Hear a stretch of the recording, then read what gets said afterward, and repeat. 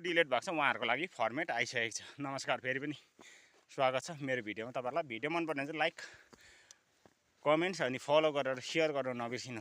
Follow गर्दा तपाईँहरूकोमा फेरि मेरो यस्तै इन्फर्मेटिभ भिडियोहरू आउँछ। अनि सेयर गर्नुभयो भने तपाईँको माध्यमबाट नयाँ मान्छेकोमा यो भिडियो पुग्छ। र मैले डेली बनाउँदैछु होइन भिडियोहरू। डिओलाई सिओलाई हामीले पत्रचार गर्नुपर्छ, अपिल गर्नुपर्छ भनेर।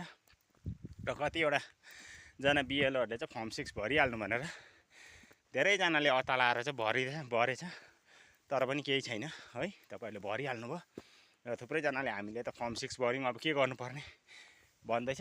फर्मै 6 भरे पनि तपाईँहरूले यो फर्मेट बनाएर फेरि बुझाउनुहोस् है। तपाईँहरूको सुनवाई हुन्छ केही न केही। अनि अतालिने चाहिँ हुँदैन तपाईँहरूले यो फर्म भर्दा चाहिँ है। अस्ति विचार गर्नुहोस् कसरी चाहिँ तपाईँहरू डिलेट भयो। अस्ति पनि तपाईँहरूले इन्युमरेसन फर्ममा गलत गर्नुभयो है। डकुमेन्ट्स उल्टापाल्टा लिङ्केज नहुने डकुमेन्ट्सहरू बुझाउनु भयो, त्यही कारण तपाईँहरूको डिलेट भएको। र यो बाजी पनि त्यस्तो नहोस्। र त्यहाँनिर फर्स्टमा 1 नम्बरमा लेखेको छ इन्फर्मेसन फर्म चाहिँ सेल्फ एटेस्टेड गरेर हाल्नु भनेको छ।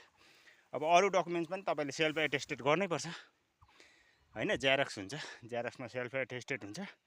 अनि त्यो जुन इन्फर्मेसन फर्म बुझाउनुहुन्छ त्यो पनि तपाईँहरूले जेरक्स गरी बुझाउनुपर्छ है, सेल्फ एटेस्टेड गरेर है। र अस्तिको गल्तीहरू जस्तै यहाँ थुप्रै गल्तीहरू गरेको छ मान्छेले। आमापट्टिको बाजे बोजू चल्दैन।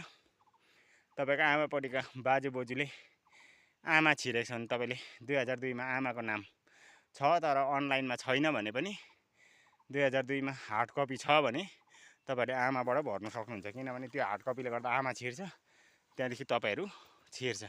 र यसमा कुनै टेन्सन मान्नु पर्दैन। जाँच हुन्छ, हियरिङ हुनसक्छ तपाईँहरूलाई फेरि है। यो त्यसै छोड्दैन र एकदमै भित्रिया गएर खोज्दैछ यो होइन। र जो चाहिँ एप्रुभ भएको छ उहाँहरूलाई चाहिँ बधाई। र तपाईँहरू एप्रुभ भएको छैन है, अन्डर एडजुडिकेसनमा जो पर्नु भएको छ उहाँहरूको पनि डकुमेन्ट्सहरू एकदमै चेक हुँदैछ। र जो डिलेटेड छ उहाँहरूको लागि चाहिँ यो फर्मेट, र यो फर्मेटमा चाहिँ तपाईँले यसमै भर्नु हुँदैन फेरि होइन। तपाईँहरूले लेख्नुहोस् चिठी बरु, किनभने त्यहाँनिर टु द इलेक्ट्रल अफिसर छ, डिस्ट्रिक्ट नेम अफ डिस्ट्रिक्ट के लेखेको छ समथिङ त्यही लेखेको छ है। त्यहाँनिर चाहिँ तपाईँहरूले फेरि त्यो मुनि लेख्नु भएन नि त, त्यो त स्पेसै छैन। त्यसले गर्दा तपाईँहरूले हातले लेख्नुहोस्, नभए तपाईँहरूले यो फर्मेट चाहिँ यस्तै हिसाबले बनाउनुहोस्। नेम अफ डिस्ट्रिक्टमा दार्जिलिङ होइन, कालिम्पोङको कालिम्पोङ हुन्छ, त्यसरी तपाईँहरूले लेख्नुपर्छ र त्यहीँ भर्नु हुँदैन। र सेम त्यही हिसाबको लेख्नुहोस्। र मैले अस्ति कतिजनालाई चाहिँ अब फर्मेटहरू कसरी बनाउनुपर्छ पत्याएको थिएन नि त। सिइओ डिइओलाई के अरे लेटरहरू गर्नुपर्छ, अपिल गर्नुपर्छ भन्दा कतिजनाले पत्याएको थिएन है।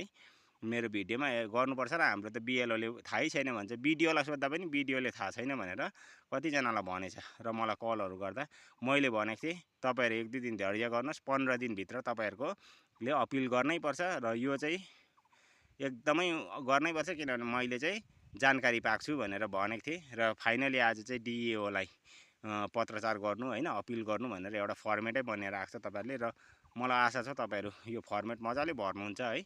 र डकुमेन्ट्सहरू चाहिँ एकदमै बुझेर मात्रै हाल्नुहोस्। फेरि तपाईँहरूको नाम के अरे आओस् होइन, के अरे भोटर लिस्टमा आओस्, नकाटियोस् भन्ने चाहन्छु म चाहिँ। र एकदमै कुनै केही बुझ्नु भएन भने कलहरू गर्नुहोस्, मेसेज गर्नुहोस्। म जहिले भ्याउँछु तपाईँहरूलाई कलको वेस्ट गर्छु। अतालेर नभर्नुहोस्। पहिला इन्फर्मेसन फर्म भर्दा पनि हुन्छ त, यसो गर्दा हुन्छ भनेर तपाईँले हुन्छको भरमा गर्नुभयो। कतिजना बिएलओहरूले होइन बोजूकोबाट गर्नु होइन, आमाको बोजूकोबाट गर्नु भनेर भनेछ, आमाको बाउकोबाट गर्नु भनेछ। त्यो कहिले पनि हुँदैन। कसैले दाजुकोबाट गराए, कसैले फुपूकोबाट। लिङ्केज त हो तपाईँको अनलाइनमा त जान्छ, अनलाइनमा त छिर्छ नि। कहाँको मान्छेलाई पनि हामीसँग म्यापिङ गर्नु सकिन्छ नि। तर जब म्यापिङ गरिसकेपछि जब अनलाइनमा त्यसको जाँच हुन्छ, डकुमेन्टसँग जाँच हुन्छ, लिङ्कै हुँदैन नि त होइन। अनलाइन त तपाईँको जहाँ अर्को मान्छेसँग पनि म्यापिङ भइरहेको छ नि, भएर गएको छ।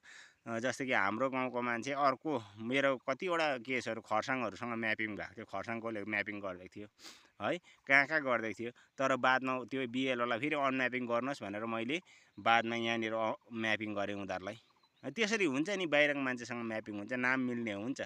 तर लास्टमा गएर जब त्यहाँको बुथ नम्बर हेरिन्छ त्यहाँको, है, उसको बुथ नम्बर र आफ्नो बुथ नम्बर मिल्दैन नि त। मेरो चाहिँ सपोज दार्जिलिङको मान्छेसँग म्यापिङ भएर पस्यो अरे, अनलाइनमा त पस्छ, तर जब बुथ नम्बर हेरिन्छ उसको बुथ नम्बर अलग्गै हुन्छ, मेरो अलग्गै हुन्छ, हाउस नम्बर हेर्छ, सबै हेर्छ नि त, टेली गर्छ नि त, होइन। त्यो नाम मात्रै मिल्यो भनेर कहाँ हुन्छ त।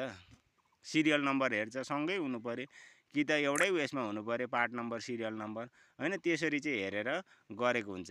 र अन्त त्यसले गर्दा चाहिँ हामी एकदमै होसियार साथ, होइन, फेरि पनि तपाईँहरूले चान्सेस पाउनु भएको छ। र नबिगारी भर्नुहोस्, र बुझ्नु भएन कसरी भर्नुपर्ने हो, जान्नु भएन भने चाहिँ मलाई एकदमै कन्ट्याक्ट गर्नुहोस्, होइन।